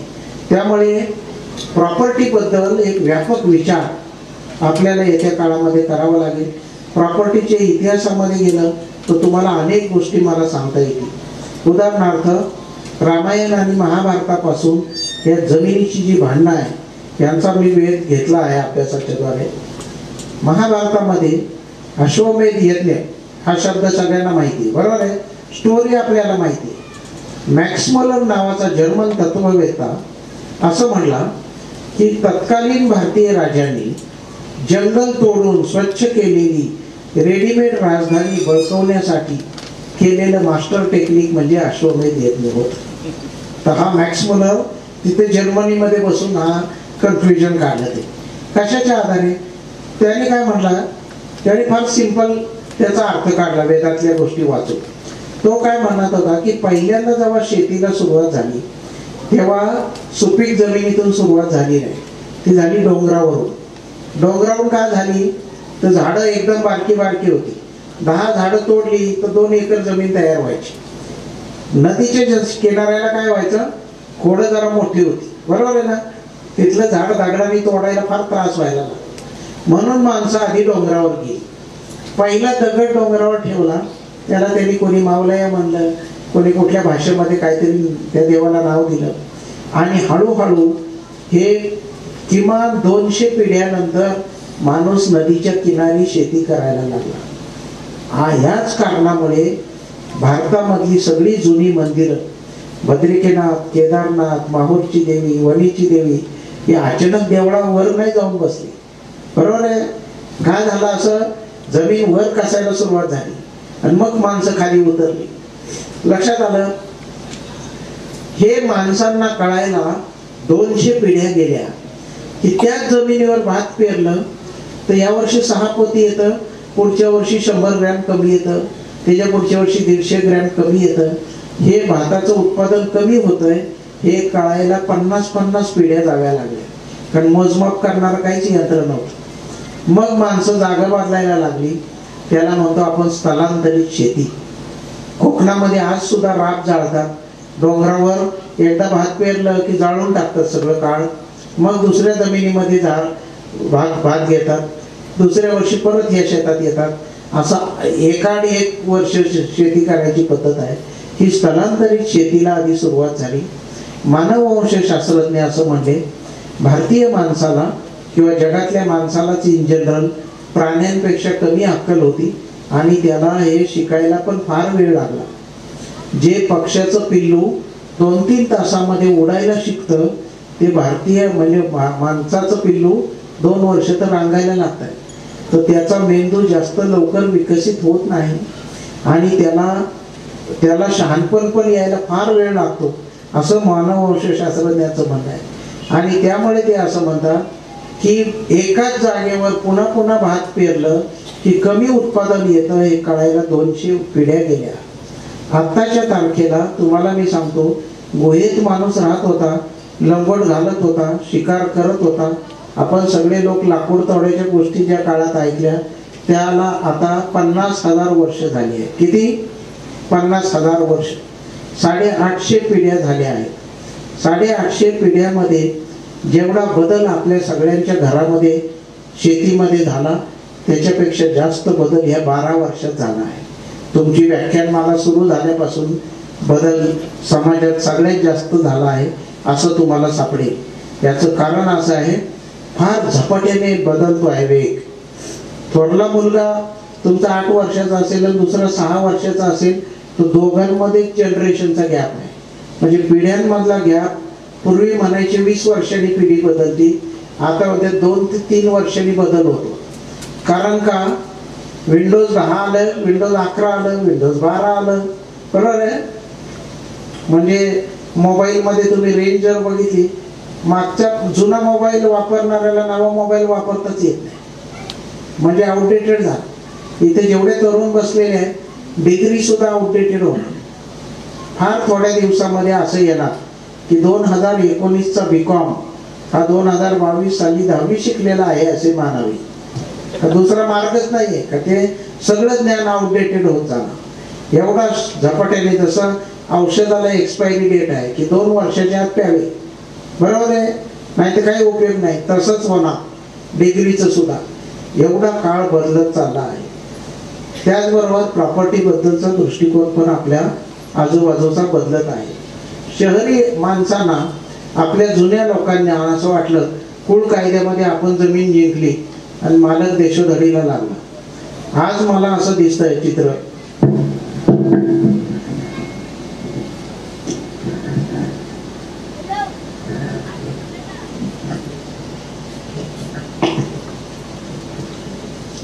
एकोणीसशे 50, 52, 53, 54 साली कुळ कायद्याची सुरुवात झाली. 48ला जरी कायदा आला तरी 52 सालापासून सगळ्या कुळांच्या नोंदी व्हायला सुरू झालं होतं सातबारावर. आणि 1/4/57 या तारखेला कुळांच्या मालकीच्या जमिनी आपण केल्या. 57 सालापासून 62 सालापर्यंत सगळी बरीचशी कुळं, 90% कुळं मालक झाली होती. आता मालक कुठे गेले? मालक सगळे गेले मुंबई पुण्याकडे, बरोबर आहे. आज मला गिरगाव मध्ये गेलेला मालक, ज्याची 50 एकर जमीन गावाकडे होती, तो कुठे असं शोधलं, तो गिरगाव पण सोडून गेला. आता डोंबिवलीमध्ये त्याची इस्टेट जर शोधायची, त्याचं इस्टेट आणि आपल्या गावाकडच्या शेतकऱ्याची इस्टेट असं जर मोजायचं, तुलना जर केली, तर कोण पुढे आहे असं वाटतंय तुम्हाला? काय अंदाज आहे? मुंबईला गेलेला माणूस पुढे आहे का गावात राहिलेला माणूस पुढे आहे? मुंबईला गेलेला माणूस लांब पुढे आहे. त्याची मुलं अमेरिकेत शिकतायत, त्याला बरोबर आहे. मुंबईच्या त्याच्या फ्लॅटची किंमत आता टोटल त्याच्या 50 एकरापेक्षा जास्त आहे. कुठला पण हिशोब केला ना तुम्ही, तर देशोधडीला गेलेला माणूस हा जमीन मिळवलेल्यापेक्षा कसा श्रीमंत झाला, याचा पण अभ्यास आम्ही शेतकरी कुटुंबांनी केला नाही. आणि म्हणून आपला हा वारसा जसाच्या तसा पुढच्या पिढीकडे कसा जाईल या भागाकडे आपण फार लक्ष द्यायला पाहिजे. जी मुलं जे चांगल्या शेतीला मात्र चांगले दिवस येणार, नक्की चांगले दिवस येणार. शेती पिकवली पाहिजे, शेतीला बागायत करायला पाहिजे. थोडी ऑटोमॅटिक शेती करण्याचे आता पर्याय तंत्रज्ञान येत आहे. आता आपण मोटर चालू करायला जात नाही, रिमोटवर इथून चालू करतोय, बरोबर आहे. आणि जगात अनेक देशांमध्ये आता प्रत्यक्षात शेतात न जाता शेती करायचं टेक्निक येत आहे. नाशिकच्या शेतकऱ्यांनी सगळी शेती कॉम्प्युटरवर आणली आहे. मी इस्रायलला जाऊन आलो, इस्रायलच्या शेतीवर बरंच लिहिलं गेलं, पण मी इस्रायलची एक बाग बघून आलो. 25 एकराची बाग होती त्या शेतकऱ्याची. तो आम्ही त्याला आधी वेळ घेतली होती म्हणून 10:30 वाजता तो कारने आला. राहत होता 60 किलोमीटरवर. किती? 60 किलोमीटरवर. तो आम्ही पोहोचायच्या आधी 5-6 मिनिटं पोहोचला. कारण आम्हाला काय दाखवलं, तो ते बाग काय तुम्ही डोळ्यांनी बघितली तशी झाडं सगळी. आम्हाला त्याने एका रूम मध्ये नेलं. एवढीशी छोटी रूम होती त्याची शेतावर. त्या रूम मध्ये एक कॉम्प्युटर लावला होता मोठा आणि एक LED स्क्रीन लावला होता. तुम्हाला आज माझं झाड इथे दिसतंय का तुम्हाला? 13 नंबर रांगेमध्ये 137 नंबरच्या झाडाला मी पाणी देणार. फक्त तेवढ्या एकाच झाडाला ह्या लाईन मध्ये पाणी द्यावं लागतंय. कशाच्या आधारे म्हणताय तो? त्या सगळ्याच्या जमिनीमधलं झाडाच्या जवळचं मॉइश्चर किती आहे, पाण्याचं प्रमाण किती आहे, हे त्याला ऑटोमॅटिक सकाळी कॉम्प्युटरवर दिसतंय. याचं रिडिंग 60 आहे, याचं 40 आहे, याचं 30 आहे, याचं 22 आहे. तर 22 वाल्या झाडाला पाणी देतोय आता कुलूप लावतो ती जातो निघून. असा मी शेतकरी बघितला इस्रायलमधला. हे कशाच्या आधारे? मग त्याला ड्रिप इरिगेशन परवडतंय. आपल्याला वाटतं इस्रायलची शेती परवडते, आपली का परवडत नाही? तर आपण सगळ्या झाडाला सेमच ट्रीटमेंट देतो.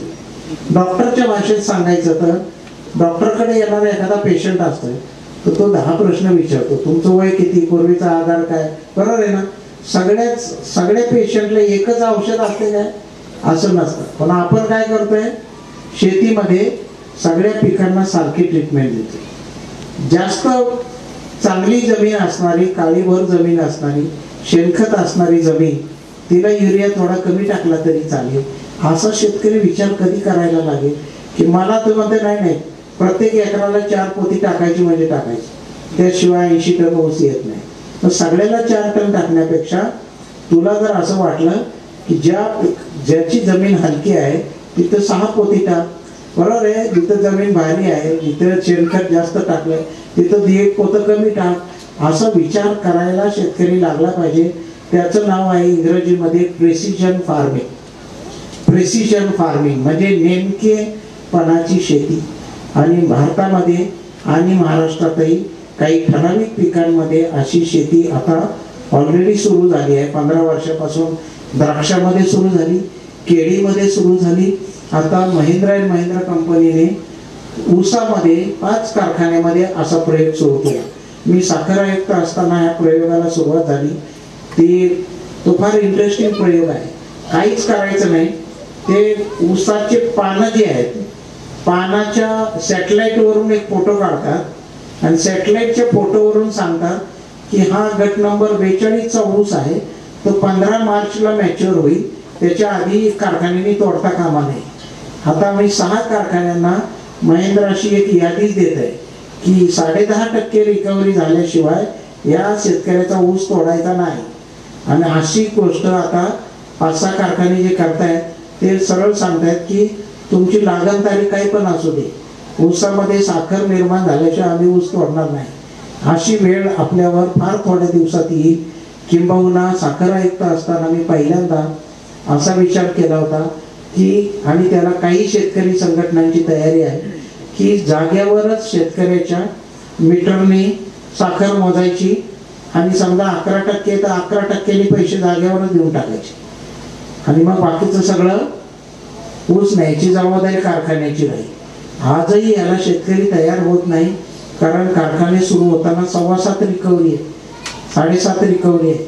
मराठवाड्यात 6% रिकव्हरी आहे. म्हणजे 1 टन ऊसापासून 60 किलो साखर तयार होते आणि कोल्हापूरमध्ये 135 किलो साखर तयार होते. आणि मग तिथल्या शेतकऱ्याला आता 4,500 रुपये मिळत आहे. आपल्या शेतीमध्ये आजच्या तारखेला सुद्धा 4,000च्या वर रेट तुम्हाला मिळू शकतो, प्रोव्हाइडेड आपण आजपासून अशी कॅल्क्युलेटेड शेती करायला शिकलो तर. आणि मला असं वाटतंय नर्सरीमध्ये आपले सुप्याचे लोक पुढे होते पहिल्यापासून. फार 2-2 गुंठे 4 गुंठ्यामध्ये नर्सरीची पिकं करून आपली माणसं जगलेली आहेत.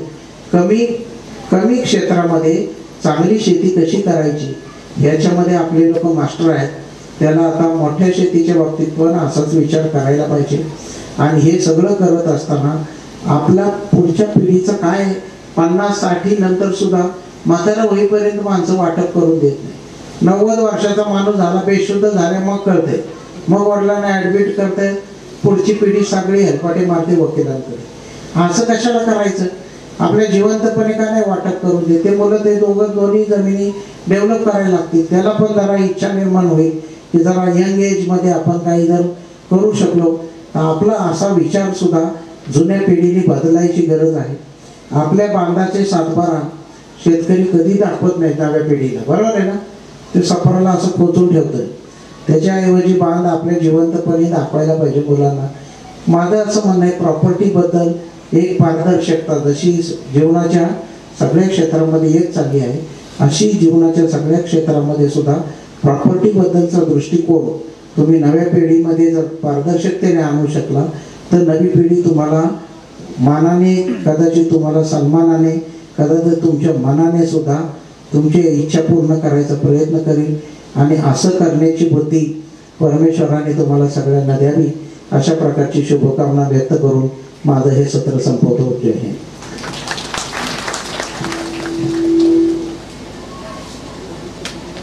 हा, प्रश्नोत्तर आपण घेऊ शकतो बिंदास. कुठल्याही विषयावर मला प्रश्न विचारा जमिनीबद्दल, काही प्रॉब्लेम नाही.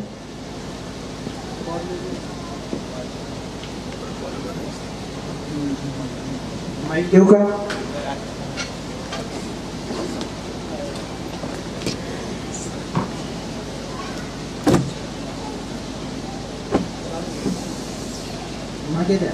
हॅलो, हा सरांना कोणाला प्रश्न विचार.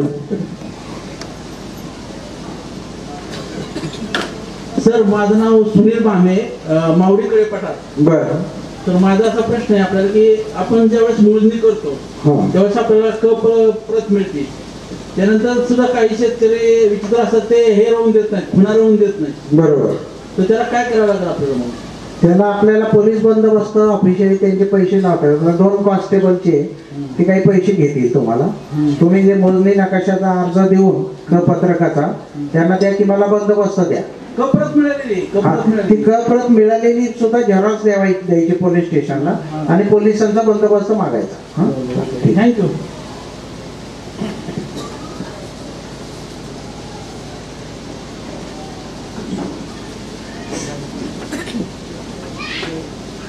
प्रश्न विचारताना स्वतःचं नाव सांगायचं.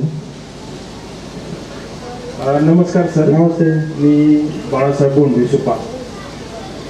ज्याप्रमाणे आपली जमीन असते त्यातून एखादा सरकारी प्रोजेक्ट समजा कॅनल गेला, बरं, तसं त्याचं पेमेंट मिळतं. बरोबर. परंतु आपल्या जमिनीतून रस्ता गेला असेल फार पूर्वी किंवा एखादा गाव तलाव झाला असेल तर त्याची भरपाई मिळू शकते. आता आपण 72च्या दुष्काळामध्ये सरकारने शासन निर्णय काढला होता की ज्याला ज्याला शेत रस्ते पाहिजे आहेत त्यांनी जर काम करून दिलं तर आम्ही रस्ता काढू, आम्ही काही जमिनीचं संपादन करणार नाही. त्यामुळे लोकांना दुष्काळी हाताला, मी 78 साली ते इथेच होतो, जवळजवळ 86 सालापर्यंत सरकारच्या लेखी ऑर्डर अशा आहेत की याला कुठलाही मोबदला मिळणार नाही. हे लोकांच्या सोयीसाठी त्यांच्या विनंतीवरून रोजगार देण्यासाठी रस्ता काढला आहे किंवा गाव तलाव काढला आहे, त्याला मोबदला देण्याची सरकारची पॉलिसी नाही.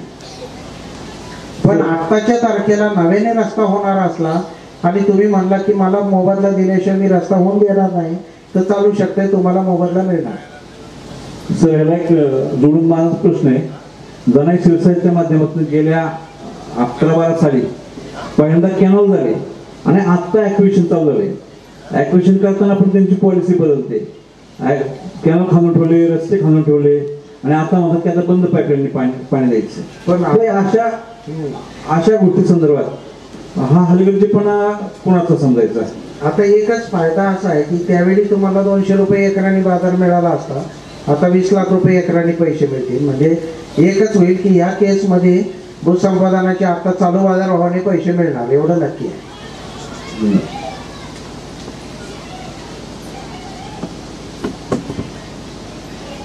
नमस्कार. मी नाना नेवसे, मोरगाव. ज्या शेतकऱ्याची रस्त्याच्या कडेला शेती असते, शासनाचा नियम असतो वृक्षारोपण करा, झाडे लावा, झाडे जगवा.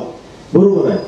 जे झाडे, त्या झाडांच्या वलसावटीमुळे कित्येक फूट झाडे शेतामध्ये बांधतात.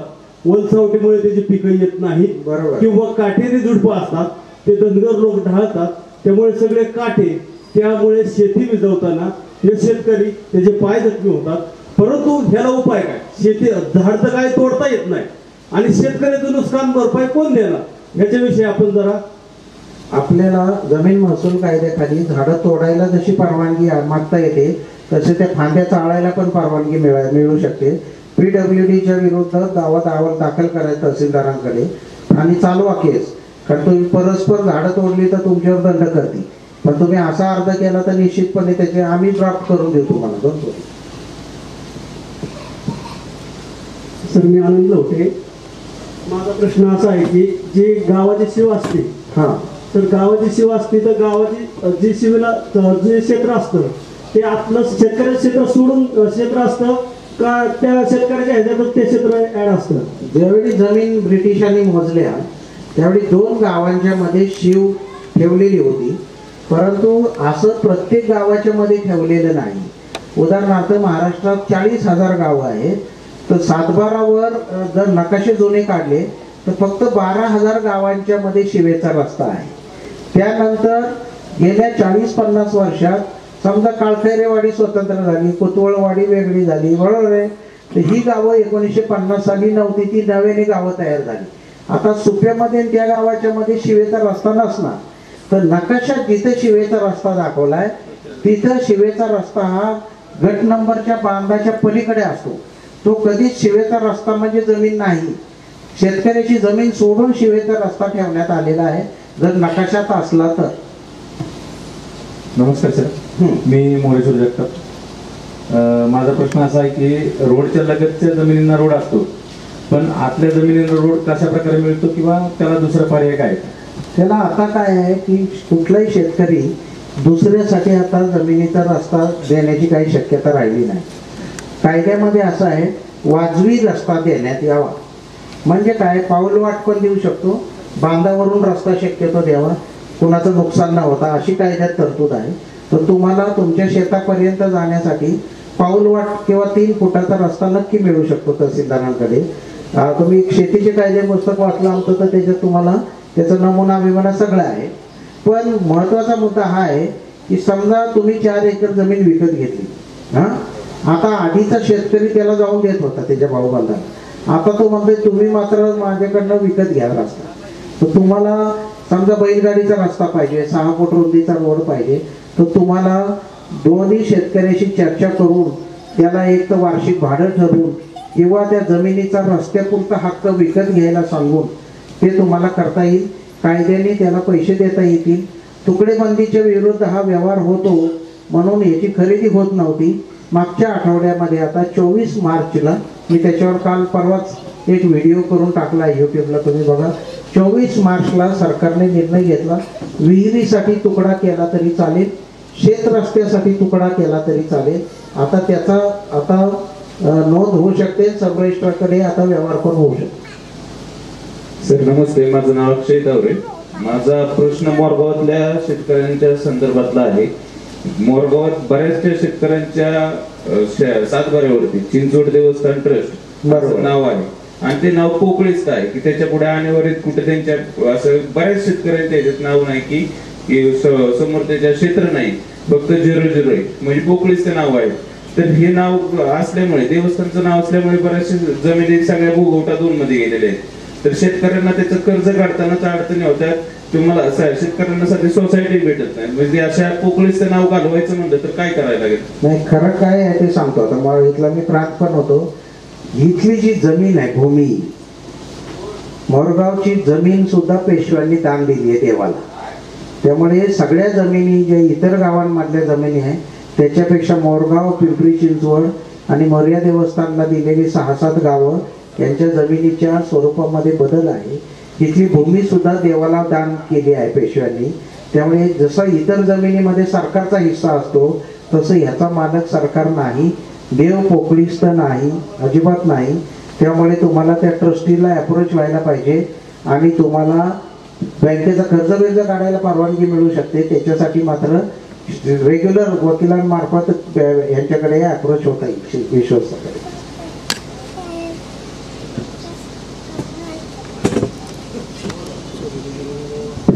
नमस्कार सर, माझं नाव सौरभ भाग. वेगवेगळ्या क्षेत्रात आपल्याला अनुभव आहे. काय कुठल्या प्रश्न विचारून किती विचारू याच्या प्रश्न आहेत. तरी 2च प्रश्न एक विचारायचे वाटतात. तुम्ही बरेच वर्ष सहकार क्षेत्रात काम केलेलं आहे. महाराष्ट्राच्या सहकार आयुक्तपदी, साखर आयुक्तपदी सर होते. तर सर आता केंद्रामध्ये सहकार मंत्रालय स्थापन करण्यात आलं आहे. त्याचे मंत्री माननीय केंद्रीय मंत्री आहेत. तर सर महाराष्ट्राच्या सहकार मंत्रालयातल्या कामकाजाला अशा पद्धतीने काही धक्का लागेल असं तुम्हाला वाटतं किंवा सहकार क्षेत्राला कुठे अडचणी तयार होतील असं साखर कारखान्यासंदर्भात तुम्हाला वाटतं? आणि दुसरा महत्त्वाचा प्रश्न सर, आपण आता नुकतंच एक पुस्तक लिहिलं आहे महाराष्ट्राची भूजलधारा म्हणून. तर महाराष्ट्राच्या भूजलधारा संदर्भातल्या काही माहिती जर मिळाली जेणेकरून इथल्या ग्रामीण भागातल्या लोकांना पाण्याचा प्रश्न फार भेडसावत आहे. तर या दोन संबंधातली प्रश्नाची उत्तर मिळाले तर बरं. भूजल गाथा तुम्ही वाचा. पहिलं पुस्तक मराठीमध्ये एवढं स्वच्छ साधं सोपं केलं आहे मी. महाराष्ट्राची भूजल गाथा नावाचं पुस्तक वाचा. आपल्या सगळा जो भाग आहे हा, जिथे खारं पाणी लागतं विहिरींना आणि तिथे क्षार फार वर येतात, ते जास्त पाऊस पडला असता तर एक क्षार गेले असते वाहून, पण तसं परिस्थिती नाही आपली. त्यामुळे माझी विनंती आहे तुम्हाला, भूजलचं केंद्र पण येते. मी भूजलचा संचालक असताना एकदा आलो होतो. जमिनीच्या खाली जी रचना आहे याचा सगळ्याचा तुम्हाला नकाशा करून मिळतो. 1000 रुपये फक्त त्याला फी आहे. तुम्ही जमिनीच्या खालचं पाणी कसं शोधायचं, हे समुद्रासारखं पाणी जमिनीमध्ये खाली आहे आणि ते दगडांच्या दोन खडकांच्या मध्ये अडकलेलं आहे. ते बोरवेलला आपल्याला जे पाणी लागतं, अक्षरशः जेवढा समुद्र वर दिसतो आपल्याला डोळ्याने, तसाच समुद्र जमिनीखाली आहे. परंतु या सगळ्यामध्ये आपल्याला त्याचा लेअरचे नकाशा मिळाले तर तुम्हाला किती फुटावर गोडं पाणी आहे हे तुम्हाला एक्झॅक्टली काढता येतं आहे. तर भूजलचे हे तंत्रज्ञान भारतात सगळ्यात जास्त विकसित झालं आहे महाराष्ट्रामध्ये. तर त्याला म्हणतात हायड्रो फ्रॅक्चरिंग करून किंवा त्याचा एक हायड्रोचा सर्वे करून मिळतात. करंट सोडतात पाण्यामध्ये आणि त्याच्या आधारे ते मॅप तयार करतात की 32 मीटरवर पाणी आहे का 42 मीटरवर आहे का 190 मीटरवर आहे. आणि आता असं सापडलं आहे, त्याला ॲक्विफर असा शब्द आहे, तिथे पाणी साठलेलं असतं. आपण जिथे जिथे महाराष्ट्रात विशेषतः लातूर, उस्मानाबाद आणि सांगलीचं तासगाव, मनेराजुरी हे एकट्या गावामध्ये 2200 बोर आहेत. किती अक्षरशः चाळणी केली आपण, 850 फूट खाली जातोय आपण, 850 फूट द्राक्षपाच्यासाठी. तर हे जे पाणी आहे हे रामायणाच्या काळात पाणी जमिनीखाली गेलं असं शास्त्रज्ञांनी सिद्ध केलं आहे. तर जे जवळजवळ 500 पिढ्यांपूर्वी पाणी गेलेलं आहे ते पाणी आपल्याला वापरून वाळवंट निर्माण करायचं आहे का, हा एक मोठा प्रश्न भूजल गाथामध्ये आपण लिहिला आहे. त्याच्याबद्दल ही गोष्ट तुम्हाला, ज्या दिवशी पाऊस येईल त्यावेळी रिचार्ज स्ट्रक्चर आता करायला लागलो आपण. ओढ्याच्या मध्ये आपण थोडं बोर काढतोय, कडेनी दगडी बोल्डर टाकतो, 12-15 हजार रुपयामध्ये रिचार्ज स्ट्रक्चर होतं. त्यांनी गोडं पाणी तुमच्या विहिरीमध्ये येणार. तर हे स्ट्रक्चर आपल्याला विहिरीच्या कडेने करायला पाहिजे. दुसरा जो पहिला प्रश्न तुम्ही विचारला सहकार खात्याचा, सर्व सहकारी सोसायट्या जेवढ्या आहेत आपल्या गावामधली, प्रत्येक गावात एक विकास सोसायटी आहे, ती पीक कर्ज देते. अशा 60,000 सोसायट्या सगळ्या भारतात चांगल्या आहेत, त्यातल्या महाराष्ट्रात 12,000 आहेत. त्या सगळ्या कॉम्प्युटराईज करायचं काम आणि एकाच सर्व्हरने जोडायचं काम चालू आहे. बँकेसारखं त्यांचं काम साधारण पुढच्या वर्षीच्या शेवटपर्यंत सुरू होईल आणि मग गावात जे राजकारण चालतं ते न होता त्याला बँकेचे नियम लागायला मदत होईल. येत्या काळामध्ये असं म्हणतात की विकास सोसायटी मार्फतच ही मेडिकलची दुकानं, हॉस्पिटल, हे सगळं विकास सोसायटीने चालवलं पाहिजे. पण विकास सोसायटी चांगली माणसं आली तर आपल्याला हे करता येऊ शकतं. थँक्यू. सर, माझा प्रश्न असा आहे, दत्तात्रय ढोले, मोरगाव. अलीकडच्या काळामध्ये पाणी एक खूप महत्त्वाचा विषय झालेला आहे. पूर्वी दिवंगत आप्पासाहेब पवार हे नेहमी सांगायचे की पाण्यासाठी भांडणं होती आणि ती परिस्थिती आज निर्माण झाली आहे. साहेब, महाराष्ट्रामध्ये ज्यावेळेस 1972चा दुष्काळ पडला आणि त्या काळामध्ये अनेक ठिकाणी पाझर तलाव झाले. मला वाटते बारामती तालुक्यामध्ये नागरिक कमांडमध्ये जवळपास 100 ते 150 पाझर तलाव आहेत आणि त्या काळामध्ये लोक शब्दाला पक्की होते. तुम्ही सांगितलं की बा एक प्रेमाने माझ्या क्षेत्रामध्ये पाझर तलाव करा, याच्या क्षेत्रामध्ये पाझर तलाव करा, असे मोठे मोठे पाझर तलाव झाले. अलीकडच्या काळामध्ये कॅनॉल सुद्धा निघत नाही किंवा रस्ता तुम्ही सांगितलं की 3 फुटाच्या पुढाचा कायद्याने मिळू शकत नाही. आणि पाणी अडवणं अलीकडच्या काळामध्ये खूप गरजेचं आहे आणि पाणी हे जीवन आहे. माझा प्रश्न असा आहे की जे का पाझर तलाव पूर्वी झाले ते त्या बागायतदाराच्या नावावरती जे क्षेत्र आहे, मग काय ठिकाणी 10 एकराचे पाझर तलाव आहेत, 20 एकराचे पाझर तलाव आहेत. त्याच्यामध्ये जर स्टोरेज करायचं म्हणलं तर आज ते पाणी स्टोरेज होऊ शकत नाही. आणि पाठीमाग मी दादांच्या पेनला सुद्धा 2-3 ठिकाणी कानावरती घातलं किंवा ह्याला ॲक्वाशेट करून वगैरे हे कामांमध्ये आणता येईल का, किंवा त्या लोकांनी पाझर पेर ठेवून आपण म्हणतो ना पाणी आटल्यानंतर पेर ठेवून जरी पेरलं तरी पण पाणी अडवण्याला कुठं अडचण निर्माण होईल असं भविष्यामध्ये होऊ नये आणि याच्यासाठी काय उपाय आहे का? दोन्ही उपाय आहेत. एक म्हणजे एक इस्रायलमध्ये मी बघून आलो, त्याच्यामध्ये त्यांनी काय केले, आपली जी ताडपत्री आहे ना, ताडपत्री टाकून समुद्रासारखं पाणी झाकून ठेवतं. त्याच्या खाली 60 मीटर पाणी होतं. किती? 60 मीटर. आता समजा 12 एकराचा पाझर तलाव असेल, अशी एक आपल्या वेगळ्या भागासाठी कदाचित एखादी योजना करता येईल की जिथे पाणी इव्हॅपरेट नाही व्हायला पाहिजे. तुम्ही जे 12 एकराच्या तलावात जेवढं पाणी साठतं तेवढंच तुम्हाला पाण्याची टाकी जमिनीच्या खाली करून वर शेती करू द्या लोकांना, काही बिघडत नाही. असं एक मॉडेल आपण डिझाईन करायला पाहिजे आणि ते करता येणं शक्य आहे आपल्याला आता आजकाल. लक्षात आलं? तसं केलं तर जमीन पण शेतकऱ्याला परत त्याच्याच नावावर आहे, ती काय ॲक्वायर झालेली नाही, काही नाही. तर जमीन ज्याची त्याला देऊन टाका, पण खाली 50 कोटी लिटरचं शेततळाचं करा जमिनीच्या खाली. असं आता शक्य आहे इझिली, अजिबात अवघड नाही आणि सरकारला तर अजिबातच अवघड नाही. चला, थँक्यू. एक मिनिट, शेवटचा प्रश्न. निलेश केदारी सर, प्रश्न असा आहे की ग्रामीण भागचा आहे, 10 एकर क्षेत्र असतं, बांधकाम परवानगी संदर्भात आहे. 10 एकर क्षेत्र असतं, त्यामध्ये 10 लोक असतात आणि आपल्या ग्रामपंचायतीला बांधकाम परवानगीचे अधिकार नाहीये. मग आपलं असं आहे की बाबा प्रांत ऑफिसचे टीपी सँक्शन घ्यायचं. मग ते इतका किचकट विषय आहे की 10 एकर मोजावं लागेल, 10 एकराचा फाळणीवारा करावा लागेल आणि एका गुंठ्यात त्याला बांधकाम करावं लागेल. हे ग्रामीण भागामध्ये शक्य नाही. पण फार्म हाऊसला म्हणतो आपण, ज्याला शेताचं घर आहे, तुम्ही कमर्शियल करून फ्लॅट विकायला लागेल तुम्हाला बिल्डिंग परमिशन. शेतातलं घर बांधायला तुम्हाला काही गरज नाही कशाची. लागते ना.